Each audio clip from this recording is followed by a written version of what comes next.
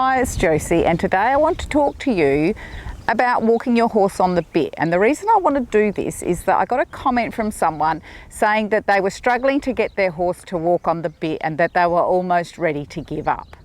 And my answer to that comment was, I don't actually walk my horses on the bit until they're well established at going on the bit at trot and canter. The walk is a very easy gait to ruin in a horse as such. A good walk should be a 4 beat. 1, 2, 3, 4, 1, 2, 3, 4, 1, 2, 3, 4. And when we start to pull the horse together from the front, we can lose the rhythm of the walk. Once you've lost the rhythm of the walk, biomechanically you're actually doing your horse harm and not good physiotherapy, to put it a better way.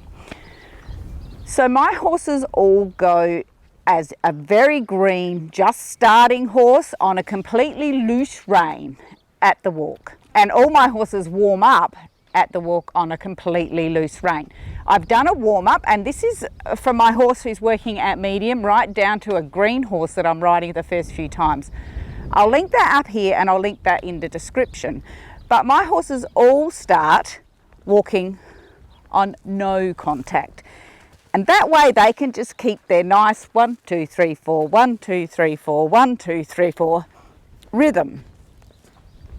And then when they're a little bit further along in their training, I actually teach them to go with a connection or a contact. Now that is not on the bit. That is very different, and I need you to understand this, because this is the way you progressively build your horse to go on the bit, and you don't use your hands to take your horse from the front to the back, because that is not on the bit.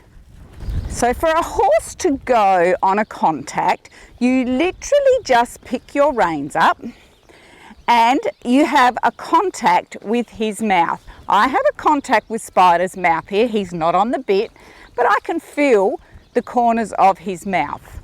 He can feel my fingers. So if I squeeze this one, see, his ear came back to me, his left ear, sorry. I think you should be able to know what I'm doing. I'll do that again. Oops, I have no contact now, I have no connection. Now I have it again. It does come on and off, particularly in the beginning on a green horse, not that Spider is, but I have a connection with his mouth. Now I want you to notice what my hands are doing. They're going forward. So a horse naturally at walk nods its head. It goes out, out, out, out. Your job as the rider is to follow that. He doesn't follow your hands, you follow his mouth. Some horses will take offence to you touching the bit, and that's okay, they're allowed to have an opinion. It's your job to just quietly follow their mouth wherever it goes with the lightest possible contact you can have. That's why you have to have a good seat and good balance. So you cannot have straight, stiff arms. I'm going to show you what happens. Sorry, Spider, I apologise.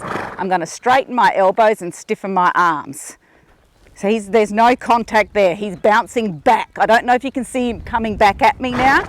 Instead of his ears going forward and out, they're coming back. And now if I allow, with my arms, I have to get him back to trust me now, because they don't like it when you hit them in the mouth. Good. So my elbows are bent and my hands go forward, forward, forward, forward.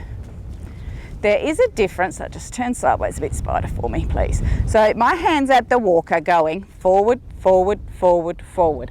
I never think about the come backwards bit, because I don't ever want to come backwards with my hands. Not that I don't, I do, we all make mistakes, but I want my hands to be going forward, forward. So if you put a line here, I want my hands to go forward, forward. I don't want them to go forward, forward, forward, forward. Can you see how that's backwards, forwards? It's just forward, forward, forward. So when the hand comes back a little, it's just like an elastic recoil from your elbow. That's why you need a bent elbow to be able to do this. So if you're one of those people that rides like this, and if I could find an old photo, I would show you, because I certainly was, with dead straight arms, you need to think about picking. You just need to pick up your hand. Keep your elbow where it is and just pick up your hand. Not up high, just pick up your hand.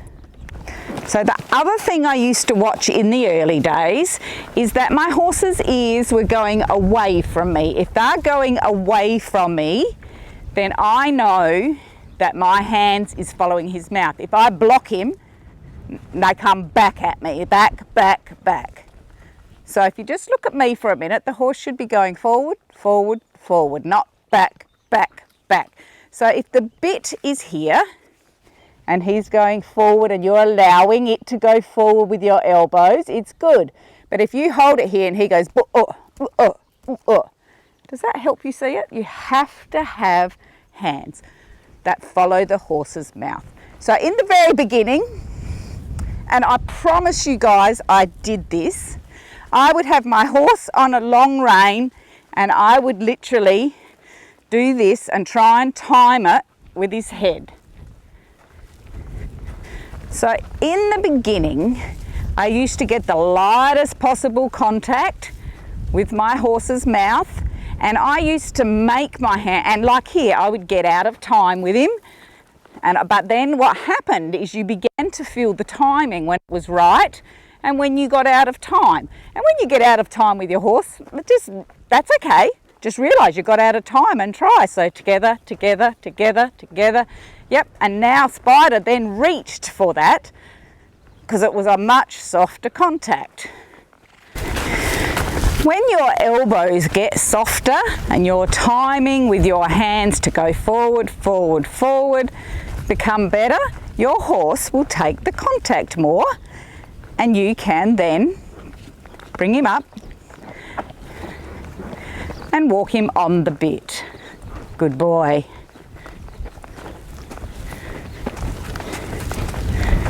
Good boy.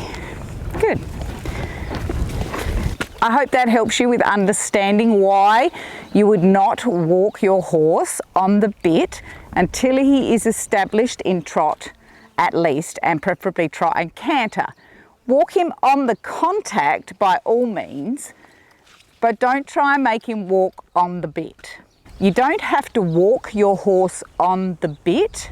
You can walk your horse on the contact though, which is very different. Walking on the contact just means that you have a connection with your horse's mouth and you're having a conversation with him through the rein and the bit, and he's having a conversation with you. I would like to point out, when you're working on having a connection with the horse, you follow his mouth. He does not follow your hand.